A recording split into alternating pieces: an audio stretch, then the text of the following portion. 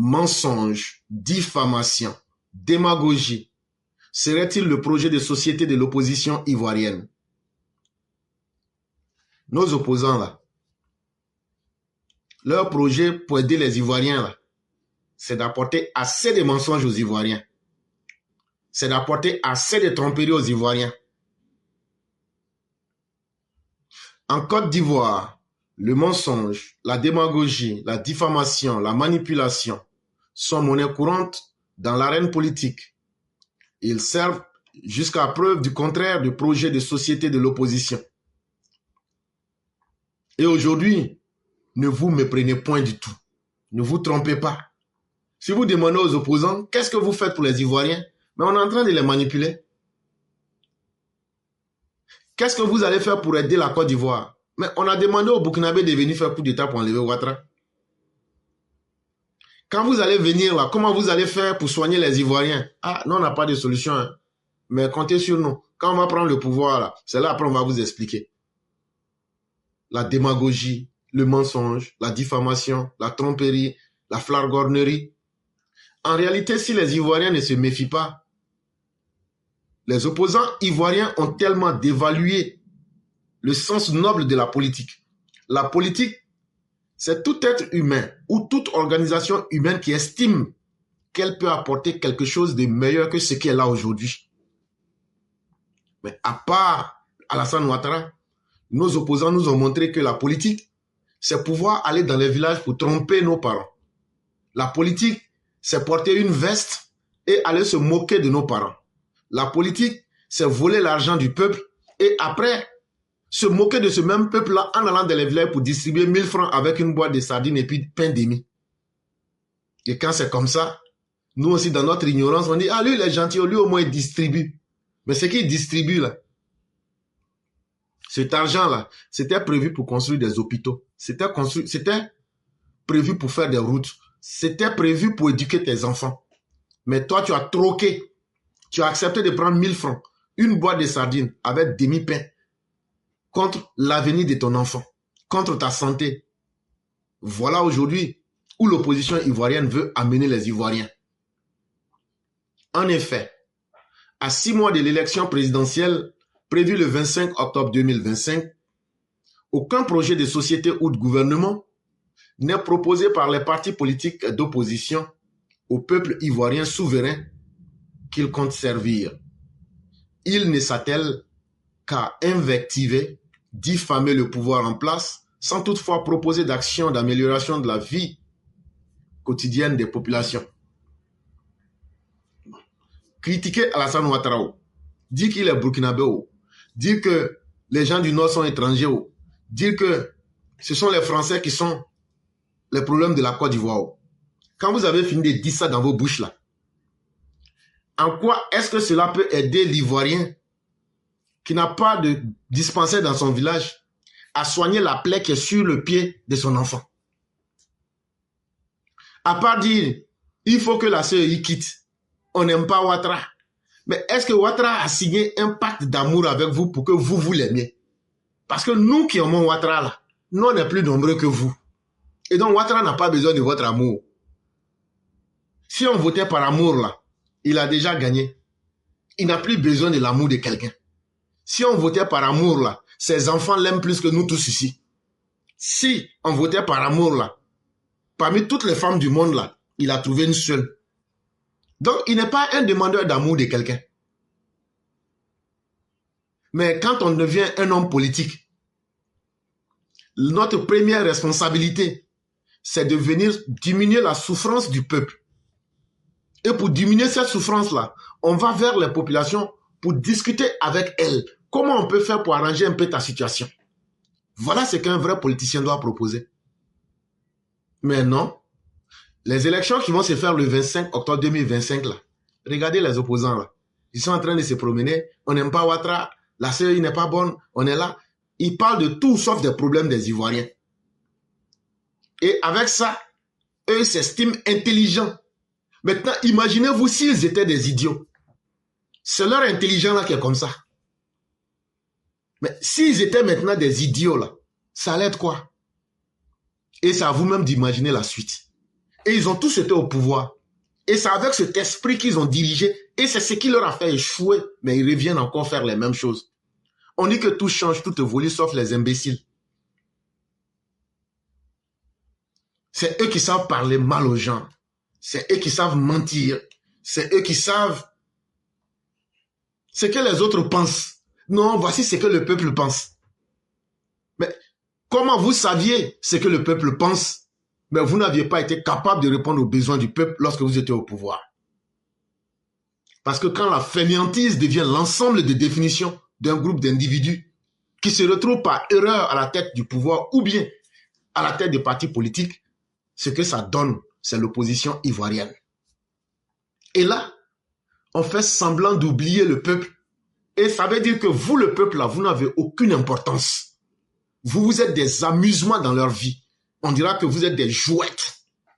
Voilà comment les gens veulent vous traiter. Nous avons la nette impression que le projet des opposants ivoiriens ne se limite qu'à vouloir faire tomber le régime en place et son président de façon anticonstitutionnelle. Or, l'opinion nationale et internationale est convaincue et confiante de la capacité du président de la République en exercice à garantir la paix, le progrès pour tous et le développement de la Côte d'Ivoire. Leur seul objectif, non, vous allez voir, il y a des pouvoirs qui étaient plus puissants que pour Ouattara, mais ils sont tombés. Ah non, vous allez voir, nous là, on ne va pas prendre les armes, hein. Nous là, on va faire ça. Vous n'allez pas prendre les armes. Vous n'êtes plus dans la CEI. Vous n'avez pas de programme de société. Comment vous allez faire pour avoir le pouvoir de façon démocratique? Mais il faut être complètement idiot, comme je le disais, pour dire quelque chose alors que tout le monde sait que c'est le contraire que vous espérez. Aujourd'hui, là, c'est parce que ce régime-là vous met en échec tous les jours que vous n'arrivez pas à atteindre vos objectifs de coup d'État. Sinon, là, vous, là, le pouvoir, là, vous ne voulez pas aller aux élections pour l'avoir. C'est par coup d'État, vous voulez enlever le président Ouattara. Mais comme il est devenu un caillou dans votre chaussure, ça a changé votre démarche. Quand vous venez devant les Ivoiriens, vous pensez que c'est les Ivoiriens que vous voulez tromper. Vous pensez que les Ivoiriens, là, leur cerveau, là, c'est cerveau de mange-mille qui est dans leur tête. Vous êtes tellement malin, vous allez tromper les Ivoiriens. Non, hein, nous là, nous c'est marche, les mains nues. Nous là, nous on n'aime pas coup d'État. Hein. Hey, quelqu'un qui n'aime pas coup d'État va pas voyer Kone Katina pour aller dire au putschistes, je vous applaudis. Mais si Laurent Gbagbo, vous n'allez pas me dire que c'est un idiot, sauf si vous concédez avec moi que c'est un idiot. Mais si le Burkina vit très bien, le Mali vit très bien, moi, à un certain moment de mon existence, j'ai estimé que ma vie en Côte d'Ivoire ne me plaisait pas. Un jour, j'ai mis tout ce qu'il fallait en place, j'ai pris mon baluchon et je suis venu aux États-Unis. Il faut être un homme idiot. Quelque chose ne t'arrange pas, mais tu ne quittes pas dedans. Non. Eux là, ce qu'ils veulent faire là, coup d'État là, c'est parce qu'ils ont trouvé garçon devant eux, qui ne s'amusent pas avec eux. Quelqu'un qui sait mater le coup d'État au froid, sans faire de bruit et de publicité. Et donc, quand leur plan est mélangé, ça n'a plus où aller là. Tu le vois sortir. Nous, on ne veut pas faire coup d'État. Oh. Nous là, un jour là, c'est comme... Quand ils parlent, tu as l'impression que tellement Dieu les aime là, un jour Dieu va venir comme ça là, et puis Dieu va frapper Alassane Dramane Ouattara. Dieu va frapper Éclaireur. Dieu va frapper les Ivoiriens avec la foudre. Et puis Dieu va leur dire maintenant, voilà, pays la prenez. Vous là, je vous aime trop. Je vous aime même plus que Jésus. Prenez pays là. C'est fort. Ils savent que c'est sur un coup d'État qu'ils comptent. Mais coup d'État que vous comptez dessus là, nous on va écraser ça comme gna-gna. Et puis là, on va faire ça, on va vous piriger avec ça et puis mettre le reste dans vos narines. Donc ils ont essayé ça par plusieurs fois. Non, marche contre la vie chère. Non, non, non, trop c'est trop. Voilà, je vais donner ultimatum. Voilà, je vais faire ceci. Demain, je vais aller marcher le 2. De la manière, vous pensez que vous là, dans votre idiotie là, vous pensez que les gens ne voient pas plus que le bout de leur nez là. Sortez. Faites ce que vous avez à faire. C'est ce jour-là, vous allez comprendre qu'il y a une rivière qui est tranquille là. Il y a assez de boue en bas de l'eau là. C'est petite rivière, mais quand tu mets ton pied dedans là, la boue là te piège dedans. La petite rivière est tranquille. Elle ne parle pas, elle n'a pas besoin de faire publicité. C'est toi qui vas sauter, tu vas aller tourner là. Le jour que tu vas sous-estimer là, puis tu vas mettre ton pied dedans là, c'est pour sortir de la boue là que tu vas comprendre. C'est ce jour-là, vous allez comprendre que déjà, Fantomas éclairait ce qu'il vous disait là. Que le pays là, qui a les moyens, le pays là, ceux qui dirigent actuellement là, ils ont les moyens de protéger le pays au-delà de ce que vous pensez là. Déjà, ce n'était pas amusant. Sinon, tout le monde entier sait aujourd'hui que celui qui a les capacités de diriger la Côte d'Ivoire et celui qui dirige la Côte d'Ivoire avec des résultats concrets que tout le monde voit, il s'appelle Alassane Dramane Ouattara. C'est le nom que son papa et puis sa maman lui ont donné. Il n'a jamais changé de nom. Partout où il passe là, il dit je m'appelle Alassane Dramane Ouattara. Il ne dit pas non, au village on m'appelle Koudou, en ville à Gagnoua là-bas on m'appelle Babo, mais quand je suis à Abidjan on m'appelle Laurent, mais en tout cas vous pouvez choisir ce que vous voulez. Il dit partout où il est passé là, il dit mon papa Dramane avec ma maman Nabintou là, le nom qu'ils m'ont donné là, c'est Alassane Dramane Ouattara. Point. Ça apprend nous à laisser. Ce monsieur là, ce qu'il fait là, tout le monde voit avec les yeux. Ce qu'il ne fait pas là, tout le monde voit avec les yeux. C'est sur ça qu'il faut le juger. Et c'est ce respect-là qu'il impose. Il n'a pas besoin de l'amour d'éclaireur. Il n'a pas besoin de l'amour de quelqu'un. Parce que dans son programme de campagne là, c'est pas ça qu'il est venu vendre aux Ivoiriens. Il est venu vendre son travail aux Ivoiriens. Il est venu vendre sa connaissance aux Ivoiriens. Voilà là où les opposants devraient apprendre avec le président Ouattara. Aujourd'hui là, 15 ans de paix. Aujourd'hui, là, 15 ans de progrès. Aujourd'hui, là, 15 ans de développement. Aujourd'hui, là, 15 ans d'avancée. Quelqu'un qui est volontairement aveugle, là, ce n'est pas à vous de lui ouvrir les yeux. Lorsque Jésus ouvrait les yeux des aveugles, c'est ceux qui venaient écouter la parole qui avaient confiance en lui.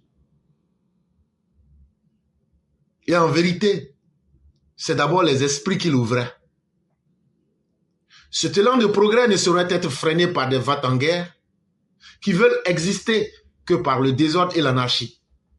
Les pouvoirs publics doivent prendre leurs responsabilités régaliennes pour garantir l'état de droit qui passe inéluctablement par le respect des institutions de la République.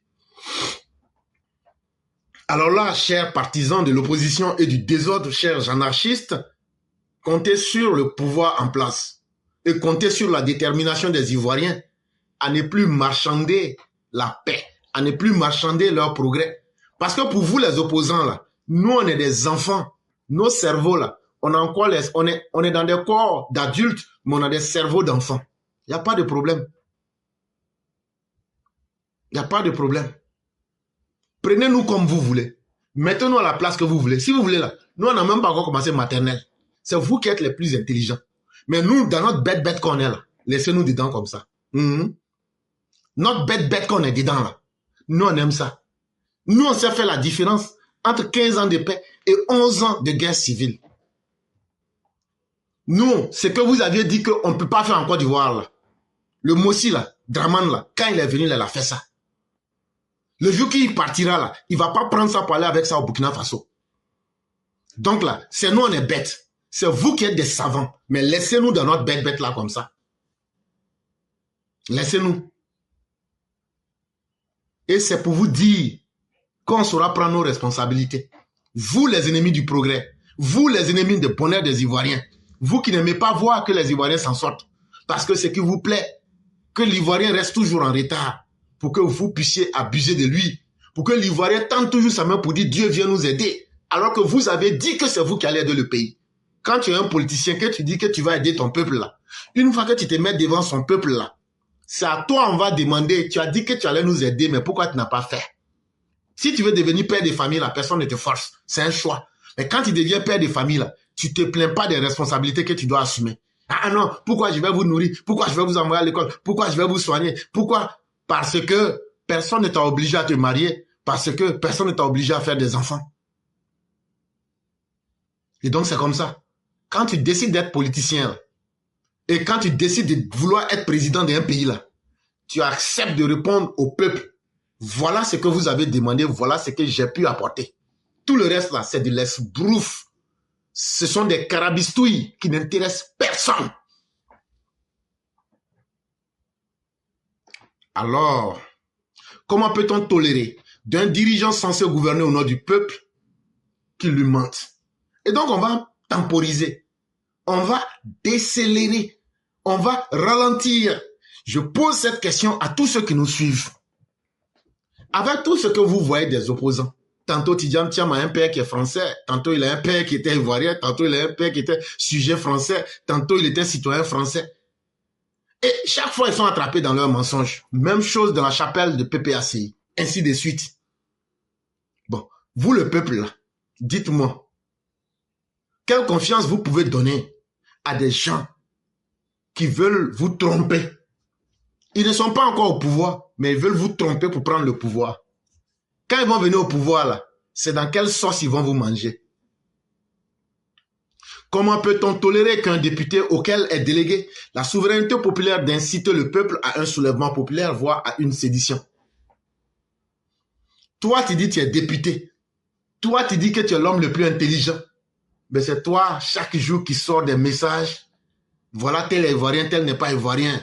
C'est toi qui te caches pour entrer en collaboration avec Soroguium. Comment on va faire pour aller à Yopougon? Moi, je vais faire semblant de mobiliser des gens à travers le pays. Et en réalité, on va les inciter à mettre en place des plans de déstabilisation du pays, de sédition. Mais quand je suis sur TikTok, je joue les hommes les plus intelligents. Et tu es intelligent là. On voit tout ce que tu es en train de faire. Ah non, on veut attenter à ma vie. Toi, ta vie là est importante. Toi-même, là, ta vie là, quand tu la regardes là, est-ce que c'est la vie d'un homme sérieux? Mais on vous attend. Et quand je dis on vous attend, ce n'est pas seulement un pronom indéfini. C'est pour dire que moi, j'y suis. Et le peuple ivoirien y est. Et les institutions de la Côte d'Ivoire vous attendent. On va vous remettre à vos places au bon moment et de la meilleure manière. Tidjane Thiam, là, lui, il a pris pour lui. Babo a pris pour lui. Nini Gounoumi a pris pour lui. Bappé a pris pour lui. L'enfant maudit du Nord a pris pour lui. Mais ceux qui sont encore les autres clients, comme Afillette et comme bien d'autres, avec la criminelle Simone, on vous attend au tournant. N'hésitez même pas. C'est maintenant là. Les conneries que vous avez fait depuis longtemps là, et puis il n'y avait pas garçon pour vous montrer vos limites là. Maintenant là, en fonction des méfaits, des mauvais actes que vous allez poser là, on va vous apporter les réponses à la hauteur de vos turpitudes. Les Ivoiriens vous ont compris, vous là, les opposants là, les Ivoiriens vous ont compris plus que vous-même. Mais c'est vous-même qui ne savez pas que les Ivoiriens vous ont compris. Mais on vous regarde. Le mensonge en politique est une menace existentielle qui spolie la démocratie si les électeurs ne peuvent plus faire confiance aux élus. En démocratie ou bien en politique, là, quand quelqu'un te ment, c'est que la personne met ta vie en danger. Ça, tu dois être capable de comprendre cela. Parce que aller voter pour quelqu'un là, c'est lui accorder ta confiance.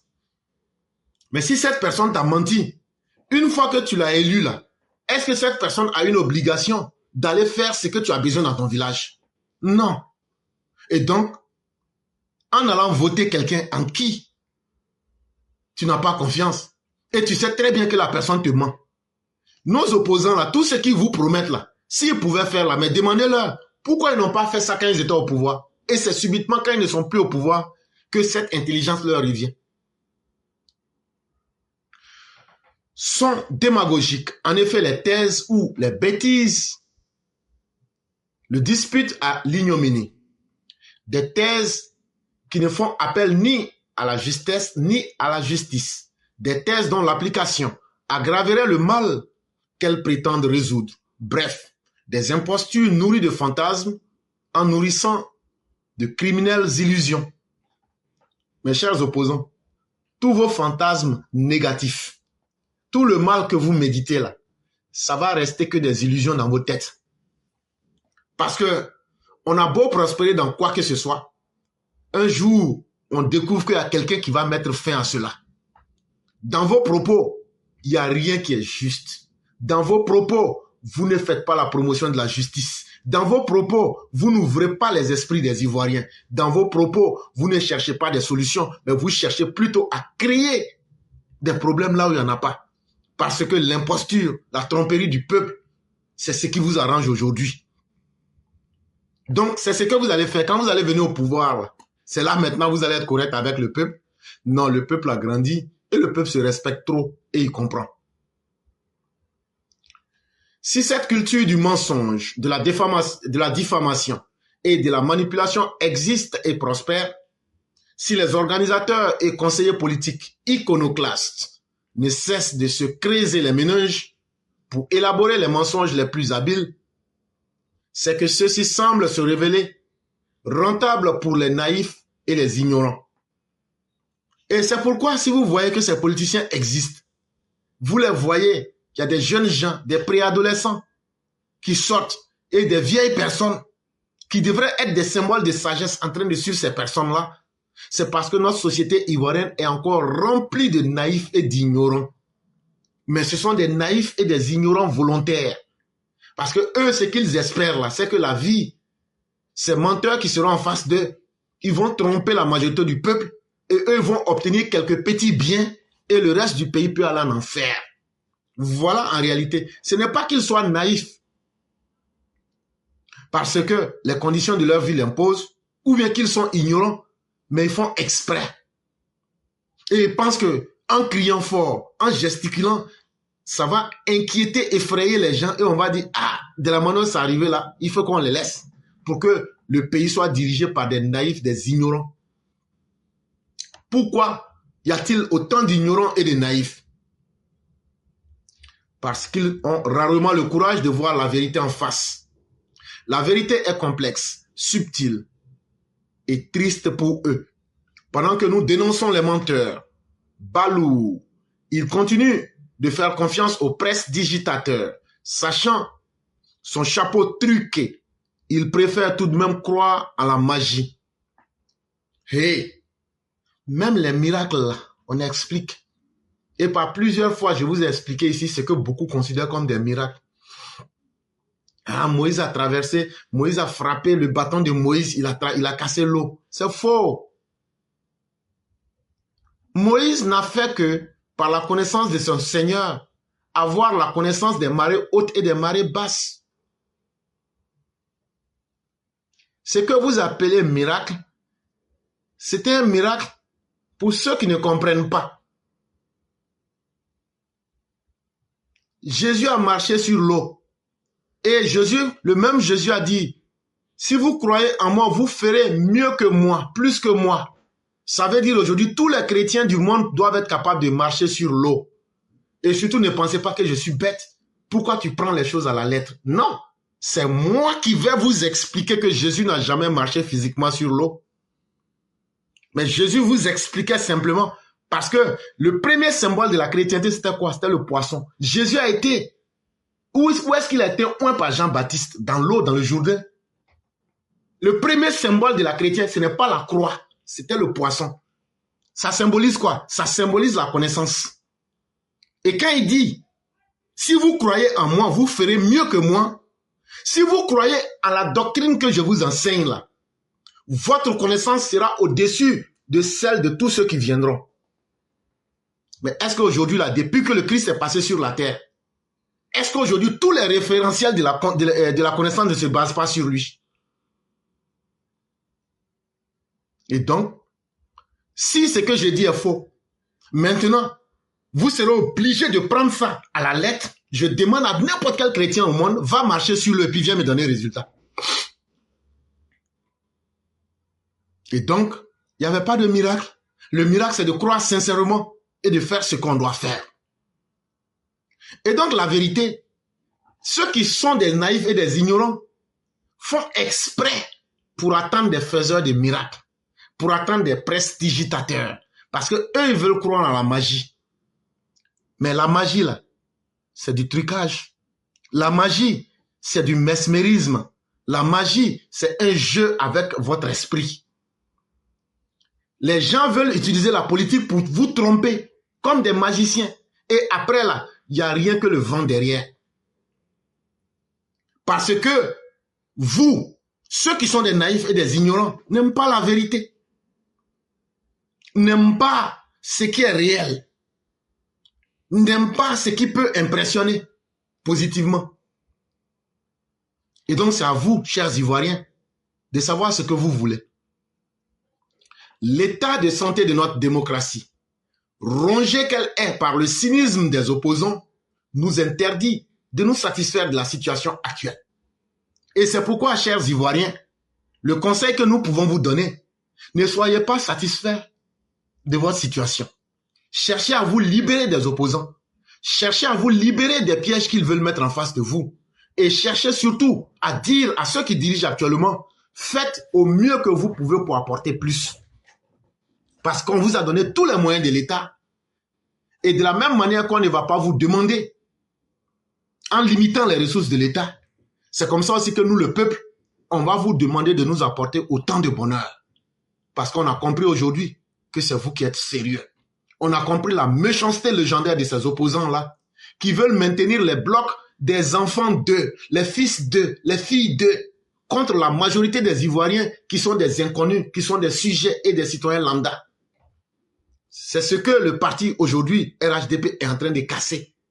Nous ne disons pas que le monde est parfait. Nous ne disons pas que tout a été réussi.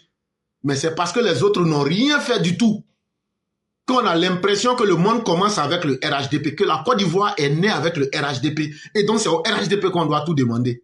Mais c'est normal. Nous, on prend ça comme un signe d'honneur. Ça veut dire qu'il aurait fallu que nous puissions être là pour que le monde sache qu'il y a des gens qui peuvent transformer le monde. Et donc, même encore vos récriminations et votre cynisme de mauvaise aloi, nous encaissons cela comme une bénédiction. Ah mais, oui, tout ce que vous critiquez là, vous avez dirigé avant nous. Si vous aviez pu faire un peu seulement là, on ne serait pas là aujourd'hui en train de critiquer ce qui est là. On serait là aujourd'hui à se dire, voilà ce que vous avez fait, voilà ce que les autres ont ajouté, et voilà ce que les autres peuvent ajouter dans l'avenir. Mais vous n'avez rien fait. Donc vous n'êtes pas en mesure de venir imposer quoi que ce soit à quiconque. C'est pourtant ce que souhaitent ceux qui prétendent qu'il n'y a pas d'autre façon de faire la politique que d'invectiver, diffamer le pouvoir en place et de mentir au peuple. Ce qui relève d'un dangereux angélisme. Vous voyez les opposants ivoiriens, si vous ne savez pas et vous ne connaissez pas la politique ivoirienne, ils vous tiennent des langages, vous allez dire, mais ceux-là, ce sont des anges. Hein? Ceux-là, ils ne font que prôner le bien. Mais en réalité, derrière ce faux message se cache un masque affreux, hideux, dangereux pour le peuple. C'est un mensonge bien masqué. Mais invectiver le pouvoir ne sera jamais un programme de campagne pour cacher votre lâcheté. Non, moi je ne vaux rien, hein, mais je vais critiquer ceux qui savent faire quelque chose. Là, quand c'est comme ça, là, tout le monde va dire qu'ils sont pas bons. Mais toi-même, là, est-ce que après ça, tu deviens bon? Non. Les institutions de la République et les pouvoirs publics doivent jouer pleinement leur devoir régalien pour nous garantir l'état de droit. Et donc, en ce qui concerne la Côte d'Ivoire, en ce qui concerne toutes les institutions de la République, on ne va pas s'amuser avec quelqu'un. On va imposer l'ordre. On va imposer les règles de la République à tout le monde, sans état d'âme, pour que les uns et les autres comprennent, pour une fois enfin, qu'ils sont dans une République, qu'ils ne sont pas dans l'état de nature, qu'ils ne sont pas dans la jungle, et qu'il faut respecter les règles que nous nous sommes données en tant que des hommes et des citoyens.